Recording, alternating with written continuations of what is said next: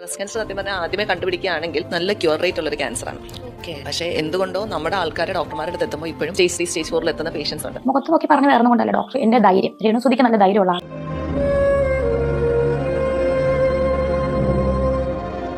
സത്യം പറഞ്ഞാൽ ഞാനിങ്ങനെ വന്ന് കരയുണ്ടായെന്നോർത്ത് തന്നെയാണ് ഞാൻ നിങ്ങളെ വിളിച്ചു വരുത്തിയതും. ഇത്രയും ദിവസം എന്നെ സ്നേഹിക്കുന്നവരുടെ അടുത്ത് നിന്ന് ഞാനിത് മറച്ചു വെച്ച് ഇത് പറയാൻ സമയമായി എന്ന് തോന്നി.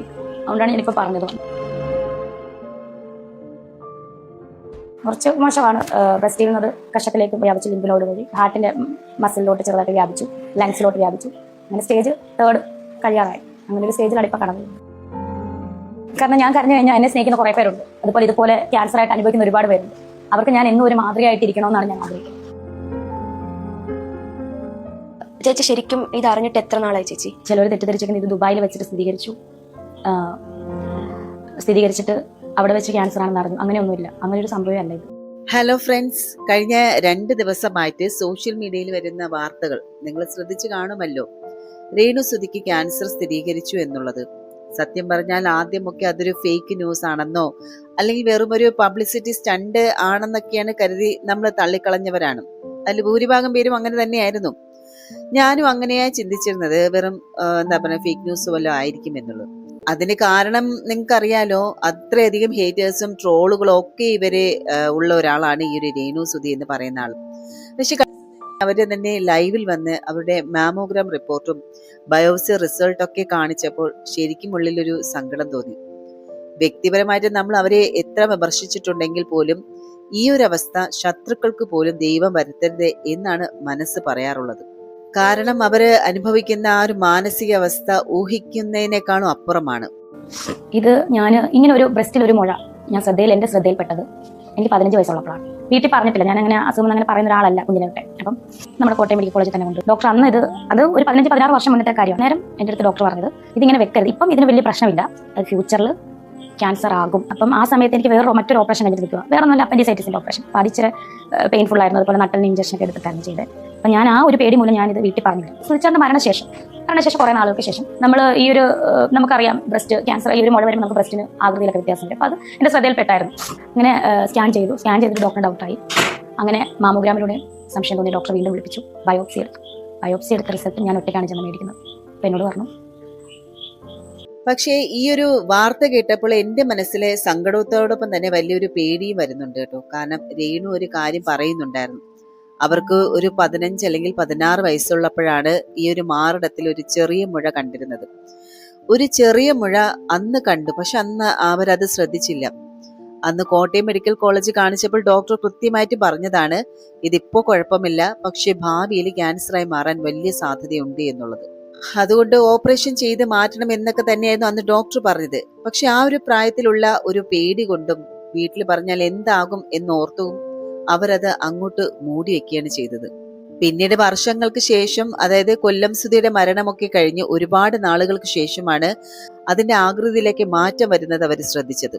ഫൈനലായിട്ട് അവരിപ്പോഴാണ് അത് കറക്റ്റായിട്ട് ചെക്ക് ചെയ്തപ്പോൾ അത് 3rd സ്റ്റേജ് ക്യാൻസർ ആയിട്ട് മാറിക്കഴിഞ്ഞു എന്നുള്ളത്. ഒന്ന് ആലോചിച്ച് നോക്കിയേ, അന്ന് 15-ാം വയസ്സിലെടുത്ത ആ ഒരു അശ്രദ്ധ അല്ലെങ്കിൽ ആ ഒരു പേടി ഇന്ന് എത്ര വലിയ വിലയാണ് വാങ്ങുന്നത്. സത്യം പറഞ്ഞാൽ ആദ്യമേ കണ്ടുപിടിക്കുകയാണെങ്കിൽ നല്ല ക്യൂർ റേറ്റ് ഉള്ള ഒരു ക്യാൻസറാണ്. പക്ഷേ എന്തുകൊണ്ടോ നമ്മുടെ ആൾക്കാരെ ഡോക്ടർമാരുടെ അടുത്ത് എത്തുമ്പോൾ ഇപ്പോഴും സ്റ്റേജ് 4 എത്തുന്ന പേഷ്യൻസ് ഉണ്ട്. ഫസ്റ്റ് സ്റ്റേജിൽ പോലും നമുക്ക് മനസ്സിലാക്കാൻ പറ്റുന്ന സിംറ്റംസ് എന്തൊക്കെയാണ്? ബ്രസ്റ്റ് ക്യാൻസർ എന്ന് പറയുമ്പോൾ നമ്മൾ ആദ്യം ആലോചിക്കുക ബ്രസ്റ്റിലെ മുഴയെ പറ്റിയിട്ടാണ്. ബ്രസ്റ്റ് ഒരു ലംബ് കണ്ടുകഴിഞ്ഞാൽ അത് ക്യാൻസർ ആദ്യം വിചാരിക്കും. 10 പേര് പ്രശ്നം പോയിട്ട് വരികയാണെങ്കിൽ 9 പേർക്കും ക്യാൻസർ അല്ലാത്ത മുഴകളായിരിക്കും. നേരത്തെ പീരീഡ് ആവുക, എന്നിട്ട് ആ പീരീഡ് നിൽക്കാൻ വൈകുക, കുട്ടികൾ ഉണ്ടാവാത്ത സ്ത്രീകൾ, ബ്രസ്റ്റ് ഫീഡ് ചെയ്യാത്ത സ്ത്രീകൾ, പിന്നെ നമുക്ക് തൊലിപ്പുറത്തുണ്ടാവുന്ന മാറ്റങ്ങൾ, ഓറഞ്ചിന്റെ തൊലി പോലെ സ്കിൻ മാറുക, നിപ്പിൾ ക്രാക്ക്, നിപ്പിൾ ഉള്ളിലേക്ക് വലിയ, പിന്നെ നിപ്പിളിൽ നിന്ന് ഡിസ്ചാർജ് വരാം. കുറച്ച് ലക്ഷണങ്ങൾ അറിഞ്ഞു കഴിഞ്ഞാൽ വളരെ എളുപ്പമായിട്ട് നമുക്ക് തന്നെ സ്വയം പരിശോധിച്ച് വളരെ നേരത്തെ തന്നെ ഈ അസുഖം സംശയിക്കാവുന്നതാണ്. അത് ഏതൊക്കെയാണെന്ന് നോക്കാം. ഏറ്റവും പ്രധാനപ്പെട്ടത് സ്ഥലത്തിൽ കാണുന്ന മുഴകളാണ്. മുഴകൾ എന്ന് പറയുമ്പോൾ അത് വേദനയുള്ളവയും വേദനയില്ലാത്തവയും ഒക്കെ ഉണ്ടാകാം. ഏത് മുഴയാണെങ്കിലും അത് സ്തനാർബുദമല്ല എന്ന് നമ്മൾ തീർച്ചയായിട്ടും കൂടുതൽ പരിശോധനകൾ വഴി സ്ഥിരീകരിക്കുകയോ അല്ലെങ്കിൽ അല്ല എന്ന് ഉറപ്പുവരുത്തുകയോ ചെയ്യണം. അതോടൊപ്പം തന്നെ സ്തനത്തിന്റെ ഞെട്ടികൾ വളരെ പ്രധാനപ്പെട്ടതാണ്. ഞെട്ടികൾ ഉള്ളിലേക്ക് വലിക്കുകയോ അല്ലെങ്കിൽ ഞെട്ടിയിൽ നിന്ന് രക്തം പോവുകയോ ഒക്കെ ചെയ്യുന്നവർക്ക് ചിലപ്പോൾ അത് ക്യാൻസറിന്റെ തുടക്കമാകാം. കൂടുതൽ പരിശോധനകൾ ആവശ്യമുണ്ട്. അതോടൊപ്പം തന്നെ സ്തനത്തിന്റെ വലിപ്പത്തിലുള്ള വ്യത്യാസം, സ്തനത്തിന്റെ തൊലിയിലുണ്ടാകുന്ന മാറ്റങ്ങൾ, തൊലി ചുളിയുകയോ തൊലിയിൽ കുത്തുകൾ വരികയോ പാടുകൾ വരികയോ അല്ലെങ്കിൽ തൊലി കുഴികൾ മാതിരി രൂപാന്തരപ്പെടുകയോ ഒക്കെ ചെയ്യുന്ന, പ്രത്യേകിച്ചും ഓറഞ്ചിന്റെ തൊലി പോലെയുള്ള മാറ്റങ്ങൾ ഉണ്ടാവുകയാണെങ്കിൽ തീർച്ചയായിട്ടും കൂടുതൽ പരിശോധനകൾ ചെയ്യണം. സ്തനത്തിന്റെ വലിപ്പത്തിലുള്ള വ്യത്യാസം പറഞ്ഞാൽ ചെറിയ വ്യത്യാസങ്ങൾ മിക്ക സ്ത്രീകളിലും കാണാറുണ്ട്. പക്ഷേ വലിയ വ്യത്യാസം തോന്നുന്നുണ്ടെങ്കിൽ തീർച്ചയായിട്ടും ഒരു കൂടുതൽ പരിശോധനകൾ നടത്തേണ്ടത് ആവശ്യമാണ്. അതോടൊപ്പം തന്നെ കക്ഷത്തിലുള്ള ചെറിയ മുഴകളോ അല്ലെങ്കിൽ കൈക്ക് കൂടുതൽ വണ്ണം കൂടുകയോ ഒക്കെ ചെയ്യുകയാണെങ്കിലും സ്തനാർബുദത്തിന്റെ പരിശോധനകൾ ചെയ്യണം. ഓർക്കുക, സ്തനത്തിലുണ്ടാകുന്ന ഏത് മാറ്റവും പരിശോധനയ്ക്ക് വിധേയം.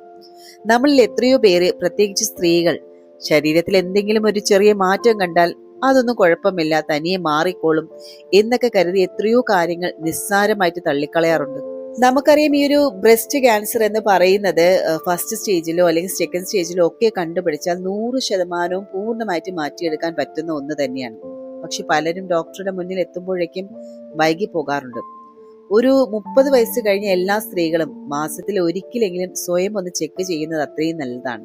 മാറിടത്തിലോ അല്ലെങ്കിൽ കക്ഷത്തിലോ വേദനയില്ലാത്ത മുഴകൾ വരിക, അവിടുത്തെ സ്കിന്ന് പെട്ടെന്ന് തടിച്ചു ചുളിയുക, അല്ലെങ്കിൽ നിപ്പിൾസ് ഉള്ളിലേക്ക് വലിഞ്ഞു പോവുക, ഇതൊക്കെ ഇതിന്റെ ലക്ഷണങ്ങളാണ്. ഇതിലൊരു ലക്ഷണം കണ്ടാൽ നമ്മൾ ആദ്യം ചെയ്യേണ്ടതും നാണക്കേട് വിചാരിച്ചിരിക്കുകയല്ല, മറിച്ച് ധൈര്യത്തോടെ പോയി ഒരു മാമോഗ്രാം ചെയ്യുകയാണ് വേണ്ടത്. നമ്മളെടുക്കുന്ന ആ ഒരു ചെറിയ മുൻകരുതൽ മതി നമ്മുടെ ജീവിതം തിരിച്ചു പിടിക്കാൻ. പറഞ്ഞു വേർന്നുകൊണ്ടല്ലേ ഡോക്ടർ, എന്റെ ധൈര്യം, രേണുസുതിക്ക് നല്ല ധൈര്യമുള്ള ആളല്ലേ. അപ്പൊ ഞാൻ അപ്പം ചിന്തിച്ച്, ഞാൻ ആ ഒറ്റ നിമിഷത്തിൽ കേട്ടപ്പം എന്തോ ഒരു വല്ലാത്തൊരു അവസ്ഥയായിട്ട്, അത് ആരാണെങ്കിലും അങ്ങനെ ഒരു അവസ്ഥ, ആർക്കും ശത്രുക്കൾക്ക് പോലും, നമ്മുടെ ശത്രുക്കൾക്ക് പോലും ഇങ്ങനെ ഒരു അവസ്ഥ. ഞാൻ എനിക്ക് കരയാൻ പറ്റുന്നില്ല, കാരണം അതുപോലെ ഞാൻ അവിടെ ഇരുന്നു പോയി, കരയാൻ പോലുള്ള ഇതായി. സുധിച്ചേട്ടൻ പോയി ആ ഒരു കാര്യം റിക്കവർ ആയി വരുന്ന ആ സമയത്ത് തന്നെ വീണ്ടും അടുത്തൊരു പരീക്ഷണം കൂടിയാണ് ദൈവം തന്നത്, ക്യാൻസർ എന്നത്. അപ്പം അതിനെ എങ്ങനെയാ ചേച്ചി തരണം ചെയ്യുന്നത്?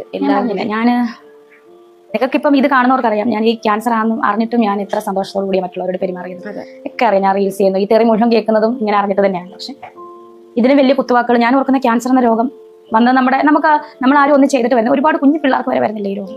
നമ്മളാരും എന്തെങ്കിലും ചെയ്തിട്ടാണോ, കുഞ്ഞുങ്ങൾ എന്തെങ്കിലും ചെയ്തിട്ടല്ല, നമ്മുടെ വിധിയാണത്. നമുക്ക് ഒരു ഇത് നേരത്തെ കണ്ടുപിടിച്ചാണ്, ഞാൻ ഇതെനിക്ക് അറിയാവുന്നതായിരുന്നു. എന്നിട്ട് പോലും ഞാനത് ആ സമയത്ത് ഞാൻ ചികിത്സിച്ചില്ല. ഒന്ന് ജസ്റ്റ് ഒന്ന് ഡോക്ടറെ ഒന്നും കൂടെ കണ്ടിരുന്നെങ്കിൽ അത് എടുത്ത് കളഞ്ഞില്ലെങ്കിൽ എനിക്ക് അവസ്ഥ വരാം. പാത്തോളജി റിപ്പോർട്ടും കാര്യങ്ങളൊക്കെയാണ് ഇതിന്റെ ഇത് മാമോഗ്രാമിന്റെ കാര്യങ്ങൾ, മാമോഗ്രാം, പിന്നെ കുറെ ബാക്കി ബയോപ്സി ചെയ്തതും പെറ്റ് സ്കാൻ റിപ്പോർട്ടും ഒക്കെ എന്റെ ഫോണിൽ കിടപ്പുണ്ട്. ബാക്കിയുള്ളതെല്ലാം ഒറിജിനൽ എല്ലാം ഡോക്ടേഴ്സിന്റെ കയ്യിലാണ്. നമ്മളെ ചികിത്സിക്കുന്ന ഡോക്ടേഴ്സാണ് അതെല്ലാം വെക്കേണ്ടത്. ഇവിടെ രേണുസുധിയുടെ മുൻകാല സോഷ്യൽ മീഡിയ ജീവിതത്തോടോ അല്ലെങ്കിൽ അവരുടെ പോസ്റ്റുകളോടോ ഒക്കെ നമുക്ക് വിയോജിപ്പുകൾ കാണാം. നമ്മളൊക്കെ അതിനെ വിമർശിച്ചിട്ടുമുണ്ട്.